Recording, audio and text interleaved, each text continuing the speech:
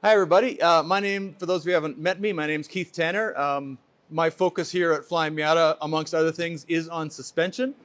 And suspension is something we take pretty seriously here at Flyin Miata because Miatas handle well, and it's a good bang for the buck way to make your car into what you're looking for. So what I've programmed for today, or what we have on the program, not personally programmed, is I'm supposed to be talking about how to choose between the different Flyin Miata suspension kits. What is the difference? Why would you choose VMAXs over Konis, or Foxes over Konis, or Foxes over VMAXs, or whatever combination you're looking for? And also, what do we mean by a stage 1, stage 2, stage 2.5? Why would you want to do that? Now, I've done a Facebook Live video on that fairly recently.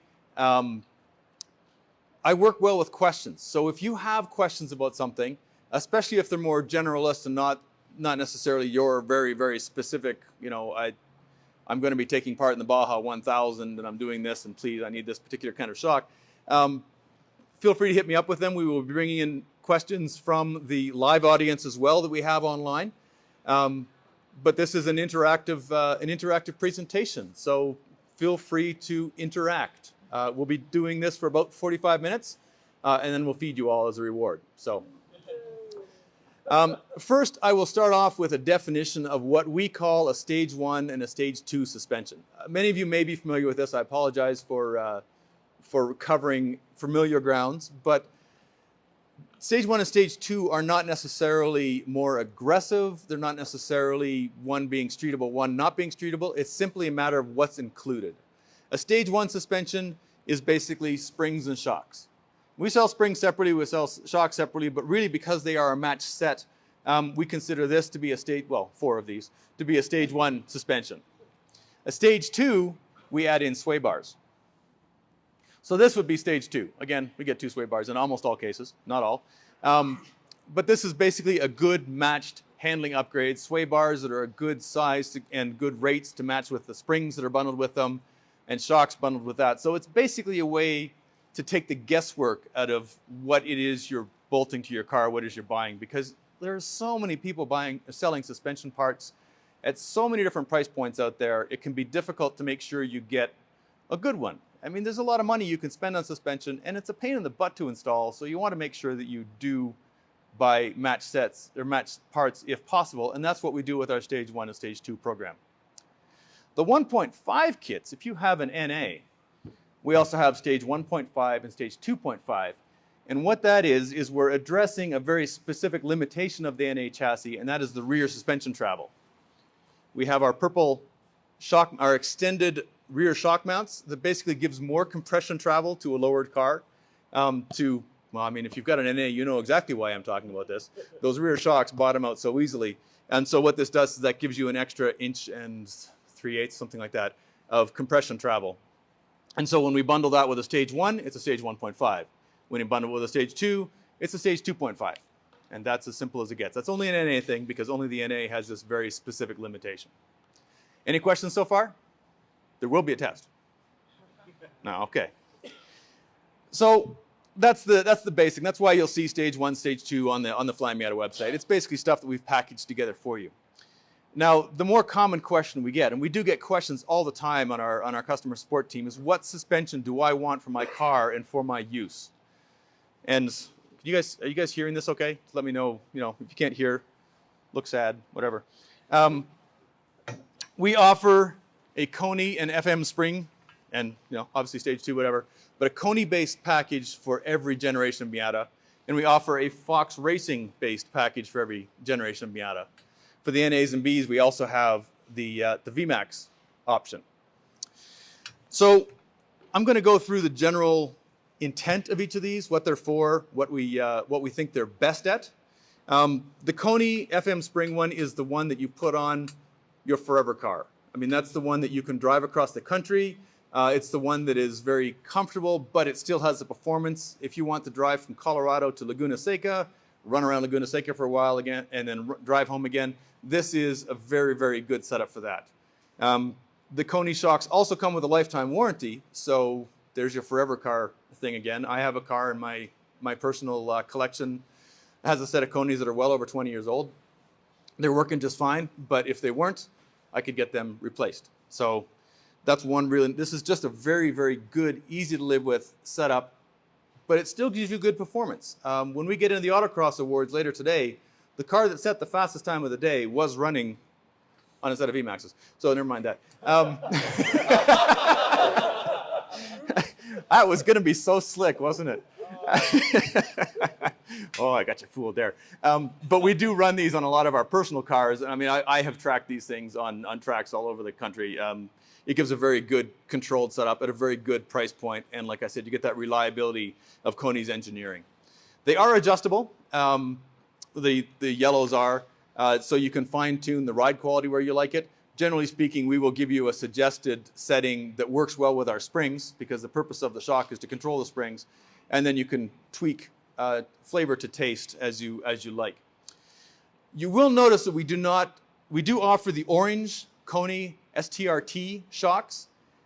We do not offer them as part of a package. And the reason for that is because they do not have the damping required to control stiffer performance and or lowering springs. So that's why you will not see, even though they are less expensive, they are not adjustable. There may be other parties that pair them with different springs. They do not perform as well as we feel they should in that application. So we consider them a stock replacement. If you're keeping your stock springs, they're a great shock for that. Lifetime warranty, very, very good valving, but not proper valving for a Flyin Miata spring, unfortunately. So if you are an NA or NB, you also have the option of the VMAX. And this is a common, I mean, these are obviously not going in the same car. I just grabbed some stuff from R&D, but this is a very common question. Which one should I get? Because their price point is very similar. And the big difference, the most obvious difference, this is a coilover assembly. This is not. Now, coilover, in our world, basically just means a shock that has an adjustable perch. You can spin this perch up and down, and that lets you set the ride height of the car within acceptable ranges. And it lets you corner weight the car to make sure that it's properly balanced. And I've done videos in the past on how to corner weight your car, what it gets for you. They're fascinating watching if you've never done it before. There is nothing else inherent to a coilover. There's certain, especially the NC generation for some reason, NC owners put a lot of faith in coilovers being somehow better than a spring and shock assembly. Really, they're not. There's nothing special about the fact that this perch moves. The fact that the spring and shock comes together means that maybe they're well matched, maybe they're not. I have tested some of the less expensive coilovers on the market and found that the spring and damping combination is completely out to lunch. They might be a coilover, but they're terrible. So don't take it for granted that if something is a coilover, it is necessarily inherently better than a spring versus shock. So in the case of the VMAXs, we have chosen springs and shocks that are well matched. So we like to think this is a good combo, which is why we sell it as a stage one. But what it gets you is a little more spring rate. It gives you the ability to adjust the ride height. It does run a secondary spring. We may get into that later if there's questions about it. But fundamentally, this is basically a more aggressive setup. The ride quality is not quite where it is on the Konis because it's a slightly stiffer spring rate, a little more aggressive on the damping. It does not have the lifetime warranty. Some of that is a trade-off on the production choices we had to make in order to hit this sort of price point. But they are an excellent value for money in terms of performance. I may have mentioned the fastest car of the day at the Autocross yesterday was running a set of VMAXs. It was running our VMAX Stage 2 track pack, VMAX Extreme Stage 2. Extreme means they are adjustable. They have adjustable damping. We have the Classic as well, which is basically a fixed damping, which is well matched to the shock or the spring, but doesn't give you the ability to twist it. So this is basically, if you are an occasional autocrosser, you're willing to give up a little bit of ride quality, you don't need the lifetime warranty, this is a good performance option. For those of you who remember back in the day, we had Igor, one of our turbo development cars. It was an ND that was about 8 different colors. And it was basically a dedicated development car, track car, demo car. It was running on VMAXs its entire life. And it was a fantastic, super fun little track car. Wasn't necessarily the first one you'd pick to drive across the country, although we did make Brandon drive it across the country several times, so it certainly can be done. So that's the shades of gray difference between these two. This also gives you the ability to set the ride height where you want. You can't go super low because you'll run into limitations of suspension travel, etc. But you can corner weight the car. You can give it a little bit of a rake, if you're trying to get a little more weight transfer in the back, this has got the setup options available to you. So this is the performance option at a little more, it's a very good price point for what it offers. We do not currently offer this for the other generations at the moment. That does not mean that we will not offer them in the future.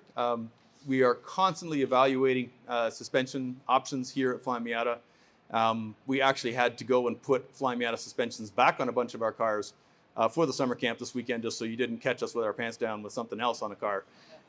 But at the moment, this is what they look like. So the Fox suspension, this is our flagship. For the Fox, we actually had Fox Racing come into town and work with us for several days on several different platforms, trying to get the valving we wanted, trying to get the length we want. One neat thing about working with Fox is because of their background in power sports, as they call it, basically a lot of off-road stuff. If you buy a first-generation Raptor, it's going to come with Fox shocks, and the same engineers worked on these. They have the same belief that we do, that travel is critical. If your suspension won't move, it can't work for you. So they've been very, very good partners. Unlike a lot of high-end aftermarket shop companies, they also do OE applications. So, they build shocks for things like, if you've got a mountain bike, there's a very good chance you've got Fox shocks on it, but also things like Ford Raptors. So if you go to the Fox headquarters, if you go to the development shop, they actually have calibrated sand that they use for testing their seals, so that when they're doing durability testing, they can say, well, we'll try it with this grit, we'll try it with this grit, because that's the sort of testing that Fox can do that other pure race shops don't necessarily do. So what Fox has been able to develop with us has been a suspension that really does give it all to you. It does have, because of its travel, it's got exceptional ride quality for something at this performance level. It's got the sort of performance capability that lets you staple a 500 horsepower Miata to the track and give it excellent manners, very good breakaway. Because of the travel, it doesn't snap, it doesn't bite. This is basically, if you can afford it, this is the way to go. But there's that caveat, they are expensive. That is the nature of the beast of this level of suspension. 20 years ago, when I joined Flyin Miata, nobody was spending this kind of money on suspension. These days, people are more willing to do it, and we're seeing a lot more. There's even options that are higher priced than the Fox. We don't think there's any options that are better than the Fox, but there are certainly, you can spend more money if you'd like to. So that's where the Fox sits in our lineup. Basically, if you can, do it. It will give you the maximum setup options. They are adjustable. They have as much travel as we can package in the chassis. In the ND, I think we have something like 7.5 inches of wheel travel in the back, which is, I'm not sure a stock Wrangler has got that much wheel travel in the back. And that the result in that, if you've read the reports on, say, our ND V8, all the various drive reports out there, everyone expects the power. No one expects the chassis. So that's the chassis you can get with the Fox. Do we have any questions going on over here? I have one way in the back. The question is, what is the service interval on the Foxes? There is no specified definitive service interval because a lot of it depends on usage. Hardcore track use will basically require the fluid to be changed out more often. We do recommend that you check the pressures relatively often, but on a street car, I would expect at least 30,000 miles out of these, and that's what your factory shocks did back in the day on an NA, is if you're lucky to get 30,000 miles on them. They are fully serviceable by Fox, and anybody who can rebuild Fox shocks for motorcycles. The bicycle guys may not have the right parts, but there's nothing terribly exotic in here in terms of these are custom built for us, but they're built for the parts out of the Fox catalog. So service is quite straightforward. I think it's about $80 to have a shock serviced. And there's a bit of a turnaround time, of course, involved in that, but generally speaking, they turn them around, get them out more or less, I think, the next day to actually have it done. The biggest thing we've noticed on these is if they're getting a lot of street use and a lot of very hard track use, is we just have to monitor the pressures. Make sure that their pressures are staying good, and you can actually do that with again, back to the bicycles, a shock pump, because they run in the right sort of pressure range. They don't bleed off all your pressure when you check it, and so we actually use bicycle shock pumps to check the pressures here. We had another question. Yes. How do we check the pressures? We put a bicycle shock pump on it. On this one, well, this is a prototype one. It used a special tool that went in here. The new ones have a Schrader valve. So this is the problem with me grabbing stuff out of the R&D pile, is they're not completely factory. But yeah, I don't think we've had any issues with leaking on these. I don't think anyone's ever blown out a seal. Some of our previous generations of shocks, we did have trouble with that with some of our other manufacturers. The Foxes have been much more reliable. It's mostly just their fluid breaks down over time, and that's the case with any race shock. You're just abusing that fluid that's in there, and so it needs to be refreshed occasionally. I'm going to go up this side of the room. Terry. You said you had 7 inches of travel in the Fox. How much travel do we have in the Konis? It's 7.5, I think. And you know what? The Konis have the same. The reason is because that's how much Mazda put in there. And so what we do is we make sure that we make use of all possible suspension travel. It would have been fun to set this up to show this to you, but the first thing we do when we're designing a suspension for a car, such as when the ND first came here, we take out the springs and then the shocks, and we jam the wheel up to see exactly how far can it go. What is our maximum bump travel? And then what's our maximum droop travel? And then we build a suspension that allows us to get that. There's a lot of third party, we'll call them brand X. There are a lot of brand X suspensions for the ND in particular that have main springs that are shorter than the actual overall travel. I mean, we have to run long springs on these things because of the amount of movement we're getting. There are quite a few of them that are willing to give up that travel. They're running 2-3 inches less than factory. So yeah, I mean, we always talk about the Fox because of the rally background and everything, but really any properly designed ND suspension should be pretty darn close to that. But if you watch the smoking tire review of the RND V8, he's talking about the suspension quality. If you read the Miata-gasm article that Sam Sharp wrote about driving every possible combination of Miata we could stick him into at Laguna Seca several years ago, he makes several mentions of the travel and the effects of that on all the cars that he drove. So that's a fun read. I highly recommend it, by the way. Have some time set aside. Do we have any questions from the internets? All right, no questions from the internets. You were first. For those of us with older cars, how do you tell the difference between a hard suspension and a bad suspension? So the question is, how do you tell the difference on an older car, especially, between a hard suspension and a bad suspension? For that one, I would be spending a lot of effort on the rebound behavior. An NA and NB, when you've got blown shocks, the usual thing you see is the rear end. If you hit a small dip on the road, the rear end comes way back up on you. First, you get the punch in the bottom of the spine, but then the rear end comes up and gets kind of late. It gets on its toes, and that's where you really feel on an NA and NB, especially, you feel those rear shocks lose their damping. I believe that you feel ride quality most in the rear, and you feel steering inputs and sort of handling behavior in the front. So you'll feel blown shocks. You'll feel them from the back of the car first. Harshness is definitely a problem as well if you've got a lot of real harshness, but it's difficult with that because you can get into things like tire pressures, sidewall choices. I used to have a set of 14-inch wheels and tires that rode worse than a set of 17-inch wheels and tires on an NA because of the tire choice that was on them. So I tend to focus on rebound behavior as being the most obvious thing to do. Also, if your shock is filthy because there's dirt stuck all over it, that usually means it's blown its seals and it's leaked shock oil, which is very sticky, and that shock oil has attracted dirt and stuck it on there. So if you do find that your shocks are particularly filthy, that's usually an indication they are leaking, even if they don't look wet. Any more questions? Yes? Are bump and rebound separately adjustable on the Fox, and is there a need for that? So the question is, are bump and rebound adjustable separately on the Fox? It is a single adjustable, just one knob. It is primarily rebound. But there is some compression affected as well, and the charts are actually published on our website. Each of the Foxes has a slightly different valving depending on the generation of car and what we're trying to do. The NC has probably the most distinct of the bunch. I'm very, very proud of the Fox suspension for the NC. I think it's a very, very good suspension that I don't think gets enough attention, but it has a very different valving curve because of the way that suspension works. But yeah, primarily, the actual knob is labeled rebound, and most of the adjustment is in rebound, but there is a little bit of crossover in compression.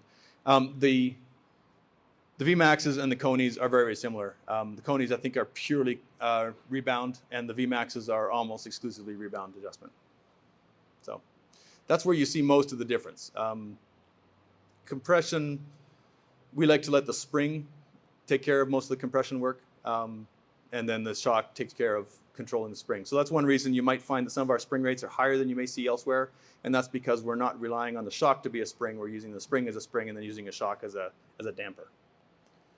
Over here. So this may not be specifically about springs and coilovers, but in relation to like bushings and predictability for cornering and alignments on some of the older cars that run rubber bushings, can you go over some of the differences between polyurethane bushings versus like Mazda Motorsports rubber bushings, and what might be better for different setups?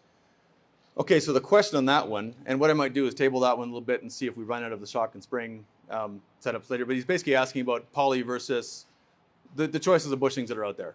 You've got a couple of different durometers of rubber, and Mazda famously used multiple durometers of rubber in the factory suspension on the NAs and MBs, and how would you choose each of those? So we'll table that for now. We actually did do a Facebook Live video on that a little while ago, where I think Mike went into it, and so we'll see if we satisfy all the other questions, and we'll dive into that, but I'll try to keep this one, if you don't mind. If worst comes to worst, we'll have a conversation later. There was a question over here. I saw a hand waving around in the center. Okay. Does ride height affect your handling? That's a very good question. Does ride height affect your handling? And it does extremely affect your handling. There's a number of different ways how ride height can affect your handling. For one, it moves your center of gravity up and down. So that will affect the amount of weight transfer you have, which affects the amount of grip on your inside versus outside tires. So that's one of the big differences. But the one that most people notice is what it does to your travel.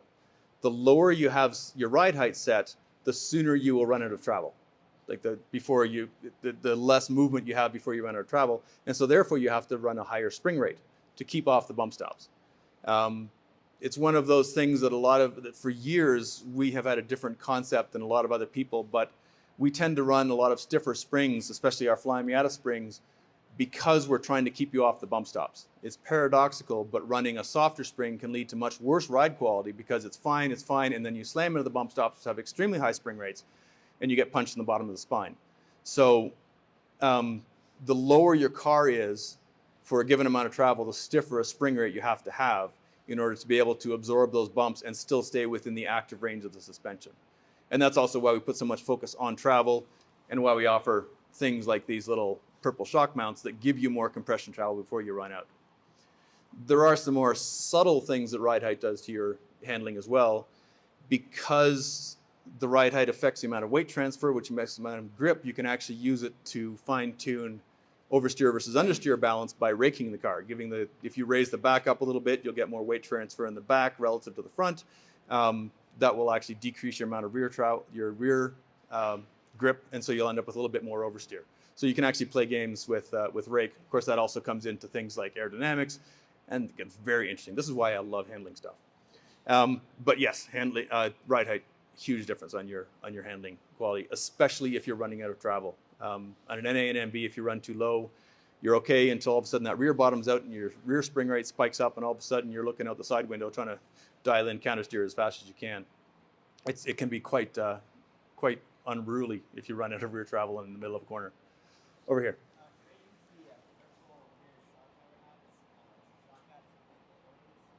So the question is, can you use the purple rear hats with the Konis? And the answer is yes, 100%. These are designed to work with the Konis. Our springs are designed to have the right amount of travel, and that is the stage 1.5 and stage 2.5 kit, is these designed with the Konis.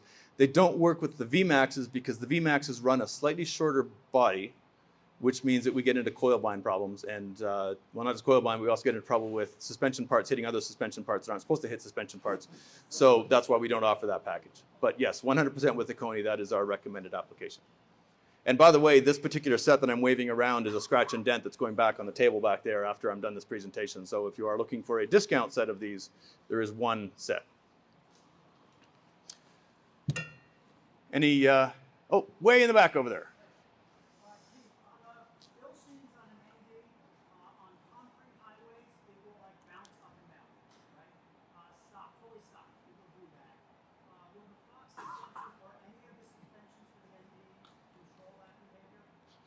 Okay, so the question is about the stock Bilsteins on the NDs, basically their tendency to hop on concrete especially. What year? 21, okay. It's interesting because Mazda, they didn't make a fuss about this, but they revalved the Bilsteins.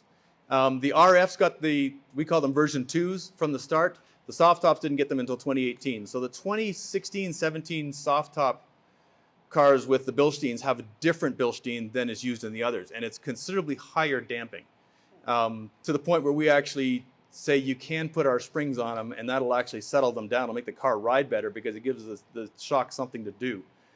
It's less of an issue that the later version, the version 2, which, like I said, no one has given this a name or nomenclature, but the RFs and the 2018 plus soft tops, it's much better judged. That said, Bilsteins do have an inherent tendency to, we call it the jiggle, the Bilstein jiggle. It just kind of moves like this all the time. It's something about how they valve those things. I have them on a Jeep Grand Cherokee, and it does the same thing. It just kind of, it doesn't settle down. I think it's got something to do with their internal shock pressures or something. The Foxes should help calm that down considerably. So should the Koni stage 1 and stage 2 setups. Try to just get rid of that jitter on concrete highways that have all those little sharp expansion joints that you get. Yeah. Oh, we have a question from the internet. From the internet, how do you compare Fox for a 100% race car comparing to the new SM or Super Miata Zeta kits? Okay, the question is to compare the Foxes to the Zetas, effectively. On a race car. On a race car, 100%. We generally don't comment on competitor products because we found when they comment on ours, they get things very wrong, and so we don't want to be in that situation. Zeta makes some very, very good products. I have served with the 949 racing team on some of their Thunderhill stuff, and I've seen what their parts can do. So there are certainly a lot of people who are very happy with the Zetas. I would want to confirm that they have the travel that we use, because even on a race car, travel comes in handy because travel lets you hit berms, and that makes your track wider. If you could see some of the lines I can take on my Targa Miata through the corkscrew at Laguna Seca, it's wildly entertaining. So you want to have that. You want to have that travel. So I would, if I was doing that research myself, and I don't know the answer, that's one thing I would be looking at. I don't really think you could go wrong with either one of those solutions, honestly. We have lots of people running the Foxes very happily, very quickly. And of course, the Zeta stuff has quite the track heritage. So that's a non-answer for you. How's that?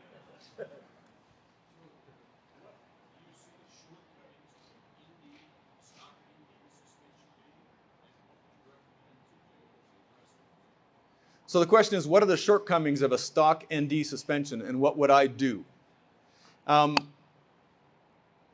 I will give credit to Mazda. They did a very good job on the ND suspension. They did not leave us a lot of low-hanging fruit. The early NCs, they left us a lot of low-hanging fruit. But Mazda, especially on the latest ones with the second generation Bilsteins, has done a very, very good job. The first thing I would probably address, like so many people, is try to get rid of some of try to mellow out the body movement a little bit. They roll a lot. They move around a lot on their springs. It is possible to improve on that without losing the car's fluidity, and that's where I tend to focus. The FM spring shock combo with the Koni shocks is a very, very good all-round setup. That's probably where I'd focus. The stiffer springs give it a little more resistance to roll, a little less dive, and basically just sharpens things up a little bit, but without beating you up. And the sway bars, of course, are very popular on the NDs, despite them being very unpopular to install. Once they're on, they will do a very good job of flattening the car out and giving it that quicker response. Dave Coleman and team, I think, did a fantastic job on tuning the base suspension on that car, though. So it's really, we're talking about shades of gray here. There's no glaring problems that need to be fixed like there is on an early NC Sport, for example. The Bilsteins on those were atrocious. So it's very easy to improve those. Any? Similar question for those of us that have the hard S suspension on the NB generation. What are the weaknesses that you see in those? From what I've heard, the Bilsteins are really, really harsh, sort of similar to that. Yeah, so the question is a similar question, but about the hard S suspension that was used on the, I mean, you always hear about them on the 99 Sports, don't you? I mean, that's the autocross killer, ES or whatever it was that everyone was looking for. E Street, yeah. Generally speaking, Mazda got the Bilstein valving wrong a lot more than they got it right. The NA Bilsteins were not very good in my opinion. The NB ones are a little bit better, but they're still, they've got the jiggle, they're harsh. I think you can give a lot of fluidity back to the chassis with something like the Konis with a little more give. And if you're really looking for competition level, something that'll do very, very well, going at the Fox, that will definitely bump you into different autocross classes because of those adjustable perches or because of the different springs here.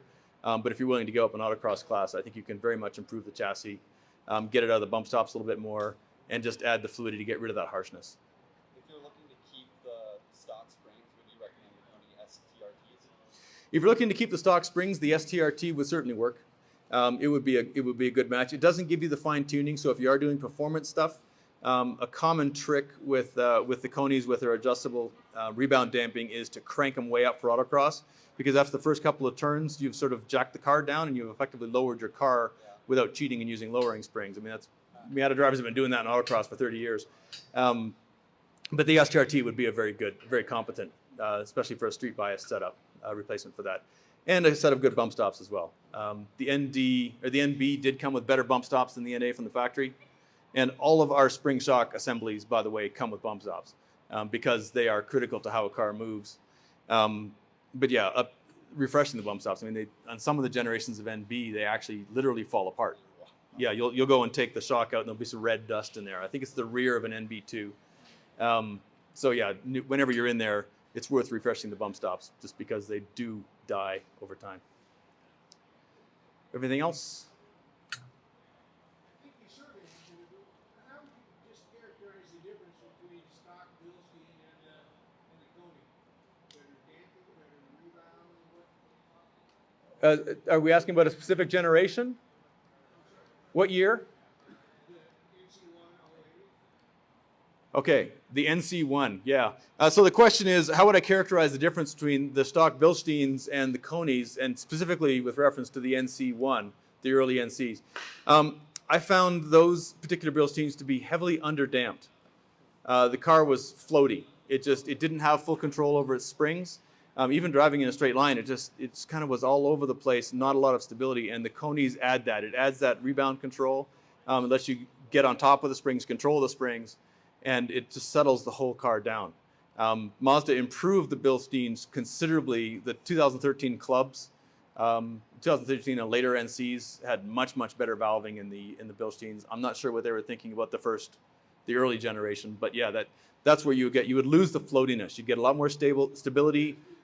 Yeah, a lot more stability at high speed, even at low speeds, driving down a rougher road, and just the springs the body would feel more under control. That's on most of the generations of Miata. When you ask for the one thing that you should do, the very first thing in its sway bars, the exception is the early NCs, and on those, do shocks, because that's where you've got the low-hanging fruit. You can do a lot with a good set of shock absorbers on that car, even with stock springs. Do we have any more questions, or should I dive into the bushings? One more quick question I have. Yeah. Based on OEM, the Bilsteins, I got a 2019 Indy. What's the expected life before you would move into something else? So Terry's question is, what's the expected lifespan on a set of Bilsteins, say on a randomly chosen 2019 that might possibly be orange? I have not necessarily been kind to Bilstein in this particular talk, but I will give them their durability is legendary. Waiting for them to wear out, unfortunately, is possibly a losing battle. They will continue to act the way they do now for a very long time. So unfortunately, you can't use worn out as a good excuse to replace them very often. Well, she's not here, so. Yeah, there you go. But if you'd like, I can write you something different and I'll note later. Yeah. The good news is they usually have good resale value because of that. But yeah, unfortunately, you may have to pull out some functioning shocks in order to do that. Less of a case with factory shocks to show us the black ones, basically. They do not necessarily have the same durability, especially on the early cars. They're more of a 30, 40,000 mile shock. All right, now I've got about 10 minutes, so I will address the bushing question quickly. The question is basically, how do you choose between the kind of bushings? Why would you use a different kind of bushings?